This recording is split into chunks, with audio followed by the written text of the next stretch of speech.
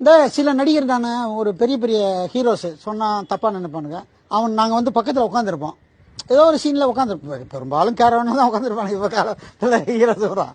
இதா கூட சில நேரம் உட்காந்து ஷார்ட்ல இருக்கும்போது வந்துருவானுங்க. வந்துட்டா ரசிகர்கள் அங்கிருந்து பார்க்க ஓடியாருவானுங்க. டேய் அவனோட பிஏட்ட டேய் வரட்டுறா, ஏய் வர சொல்லு, வர உண்மையிலே நான் நடிகர் இருக்கான் தம்பி, ஹீரோவா அவன் சிஎம் ஆகணும் அப்படிலாம் ஆசைப்படுறாங்க. விரட்டுன்னுவான்.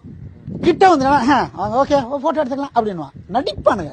இப்ப இருக்க பெரிய ஆர்டிஸ்ட் சொல்லக்கூடாது, நேம் ரொம்ப பெரிய ஆர்டிஸ்ட். அவர் கேரம்ல இருந்து இறங்கி வர்றாரு. ஆடியன்ஸ் எல்லாம் ரொம்ப தூரத்துல இருக்காங்க. அவர் பக்கத்துல யார்கிட்ட ஒருத்தர்கிட்ட சொல்றாரு, இப்ப பாரு அப்படின்னு சொல்லிட்டு பக்கத்துல போயிட்டு கை காமிக்கிறாப்புல அந்த நடுவுல அந்த இது மாதிரி வேலி மாதிரி போட்டிருக்காங்க. ஆடியன்ஸ் யாரும் வரக்கூடாது. கை காமிச்சிட்டு வந்துட்டாரு. அந்த வேலியை பிச்சுக்கிட்டு எல்லாம் ஓடி வராங்க. எல்லாருமே இவரை பிடிச்சிக்கிட்டு ஓடுறோம். நாங்க கேரவன் எடுத்துமே விட்டோம். எல்லாம் கேரவன் நாடு வந்துட்டாங்க. கேரவன் நாடு வந்துட்டு போட்டோ போட்டோ போட்டோ கேக்குறாங்க.